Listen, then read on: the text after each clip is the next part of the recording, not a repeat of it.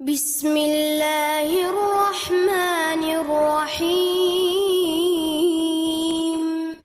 Rasulullah Shallallahu Alaihi Wasallam ketika beliau datang ke kota Madinah, ketika beliau terbentur dengan dakwahnya ketika berada di kota Mekah, maka beliau mendapatkan amaran dan mendapatkan perintah dari Allah langsung, perintah langit supaya beliau itu hijrah dan pindah ke kota Madinah. Kalau boleh kita menyampaikan, terbenturnya Rasulullah menjadikan proses terbentuknya Rasulullah di kota Madinah. Dimulai dari terbentur di kota Mekah, terbentuknya itu di kota Madinah. Makanya Rasulullah Shallallahu Alaihi Wasallam ketika beliau menginjakkan kaki pertama kali di kota Madinah, setidaknya kalau kita membaca tulisannya Syekh Shofiyur Rahman Al-Mubarakfuri di dalam kitabnya Rahiqul Makhtum, maka sesungguhnya Rasulullah itu berkonsentrasi dengan 3 perkara. Yang mana 3 perkara ini Rasulullah belum bisa maksimalkan di kota Mekah, tetapi Rasulullah itu memaksimalkan di kota Madinah karena lingkungannya dan biahnya memang representatif untuk mengaplikasikan 3 perkara yang dilakukan oleh Rasulullah di kota Madinah. Dan kita harus ingat, 3 perkara ini Rasulullah tidak maksimalkan di kota Mekah, karena Rasulullah itu ketika berada di kota Mekah, fokus dan konsentrasi beliau itu adalah bagaimana menyampaikan tentang tauhid, menyampaikan tentang akidah yang berseberangan dengan konsep kesyirikan yang diimani oleh sebagian besar masyarakat kota Mekah pada saat itu. Lalu ketika Rasulullah akhirnya terbentur dalam perjalanan beliau selama 13 tahun di kota Mekah, maka Allah memberikan perintah untuk pindah dan hijrah. Lalu proses terbentuknya peradaban Islam itu dimulai ketika Rasulullah sudah menginjakkan kaki di kota Madinah. Dan Syekh Shofiyur Rahman Al-Mubarakfuri memotret dan mendokumentasikan apa sih yang dilakukan oleh Rasulullah SAW. Ternyata kalau kita sederhanakan, peradaban Islam yang menggetarkan Romawi, peradaban Islam yang menghancurkan Persia itu ternyata tidak rumit. Ternyata Syekh Shofiyur Rahman Al-Mubarakfuri dengan ilmunya yang luar biasa, beliau mengatakan, ketika beliau memotret pada perjalanan sirahnya Nabi ketika beliau berada di kota Madinah, ada 3 perkara yang difokuskan oleh Rasulullah Shallallahu Alaihi Wasallam, di mana 3 perkara ini dilakukan oleh Nabi sekaligus pula menjadi nampak tilas bagi kita. Kalau kita ingin membangun sebuah kemenangan, ingin membangun sebuah peradaban, berarti kita harus melihat apa yang dilakukan Nabi untuk kita aplikasikan dalam kehidupan kita untuk memenangkan agama Allah.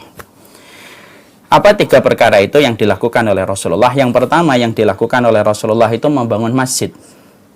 Makanya beliau tidak membangun istana, beliau tidak membangun bangunan apapun, dia tidak membangun prasasti apapun ketika berada di kota Madinah. Sebagaimana kebiasaan para raja, kalau mereka datang ke satu tempat, mereka membuat prasasti, mereka membuat istana terlebih dahulu. Itu beda dengan Rasulullah SAW. Rasulullah itu pertama kali yang beliau lakukan adalah membangun masjid. Dan ini memuat banyak pelajaran yang kita nanti akan singkap dalam slide berikutnya. Jadi yang pertama dilakukan oleh Rasulullah itu adalah membangun Masjid Quba sebelum beliau membangun Masjid Nabawi. Tapi perhatian Nabi pertama kali tertuju kepada masjid. Itulah yang dibangun oleh Rasulullah SAW ketika pertama kali menginjakkan kaki di kota Madinah. Yang kedua, setelah Rasulullah itu membangun masjid, pada masjid itulah Rasulullah itu kemudian menjalin hubungan yang indah antara Muhajirin dan Ansor. Makanya kita dapati spiritnya sunnah itu adalah bagaimana mempersaudarakan. Karena Rasulullah ketika berada di kota Madinah, beliau tahu betul bahwasanya karakternya Muhajirin dan Ansor itu berbeda. Karakternya Muhajirin itu mereka rata-rata adalah pedagang, dan masyarakat kota Mekah adalah masyarakat yang agak keras karena mereka berinteraksi dari bangsa seluruh dunia yang datang pada saat itu ke kota Mekah, dan akhirnya menjadikan mereka itu keras. Beda dengan karakternya orang-orang Ansor dari penduduk Madinah. Penduduk Madinah itu rata-rata petani, dan penduduk Madinah itu rata-rata mereka lembut karena tidak banyak berinteraksi dengan orang di luar kelompok mereka dan kabilah mereka. Dan ternyata Rasulullah setelah membangun masjid, disitulah Rasulullah itu betul-betul fokus bagaimana mempersaudarakan antara Muhajirin dan Ansor. Makanya kalau kita jeli melihat banyak hadis-hadis Nabi, hadis tentang masalah persaudaraan itu hadis yang banyak disebutkan oleh Nabi bukan di kota Mekah, tapi di kota Madinah. Kalau Rasulullah itu di kota Mekah, hadis-hadis yang disampaikan oleh Nabi berkonsentrasi tentang haknya Allah dalam kehidupan. Bagaimana tentang tauhid rububiyah, tauhid uluhiyah itu hadis-hadisnya disampaikan oleh Nabi ketika di kota Mekah. Tapi ketika beliau di kota Madinah, hadis-hadis tentang muamalah itu disampaikan oleh Rasulullah di kota Madinah. Hadis tentang memuliakan tamu disampaikan Rasulullah di Madinah, bukan di Mekah. Hadis supaya kita tidak banyak ghibah, tidak banyak berprasangka yang buruk kepada orang lain disampaikan oleh Rasulullah di kota Madinah. Surat Al-Hujurat pun yang menjadi asas dan dasar persaudaraan pun disampaikan oleh Rasulullah di kota Madinah. Hadis bagaimana kalau kita punya daging, lalu kita disunahkan untuk memperbanyak kuahnya, lalu tetangga kita tidak tersakiti dengan baunya, itu disampaikan Nabi di kota Madinah. Hadis yang mengatakan mangkana yu'minu billahi wal yaumil akhir falyakul khaira aw liyasmut, ngomonglah yang baik, kalau tidak bisa ngomong yang baik diam, itu disampaikan Nabi di kota Madinah. Hadis yang berkaitan tentang muamalah, bagaimana manusia dengan manusia, antara orang beriman dengan orang beriman, itu disampaikan oleh Rasulullah di kota Madinah. Dan itu menjadi salah satu tugas besar yang dilakukan oleh Nabi. Bagaimana menyatukan hati antara muhajirin dan ansor, dan bagaimana menutup segala celah terjadinya permusuhan di antara muhajirin dan ansor. Dan itu dilakukan oleh Nabi di sebuah tempat yang dinamakan dengan masjid. Dan itu menjadi salah satu hal yang dilakukan oleh Rasulullah. Makanya Masya Allah, disinilah kita paham kalau kita menghadapi hari ini Islam dalam kondisi butuh untuk dibantu, maka salah satunya adalah bagaimana kita terus membangun persaudaraan-persaudaraan yang harus selalu kita lakukan kepada orang-orang yang beriman kepada Allah dan menghargai betul setiap perbedaan selama kita memiliki tujuan yang sama, yaitu adalah membela dan mencintai agama ini dan memenangkan agama ini. Maka itulah yang dilakukan oleh Rasulullah SAW. Yang kedua, mempersaudarakan antara muhajirin dan ansor.